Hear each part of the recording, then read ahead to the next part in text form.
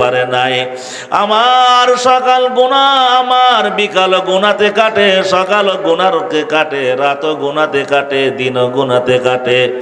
ওরে দোস্ত, এখনো কি সময় হয় নাই আল্লাহর সামনে একজন পলাতক আসামি হিসাবে চোখের পানি ছেড়ে দিয়ে তওবা করবার সময় কি এখনো হয় নাই? আর কবে তুমি দেরি হবে দোস্ত?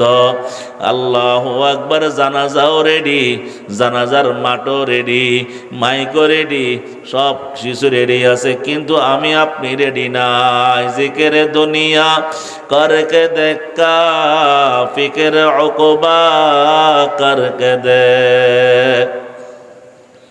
जिक्र दुनिया करके देखा, फिक्र उकबा करके देख।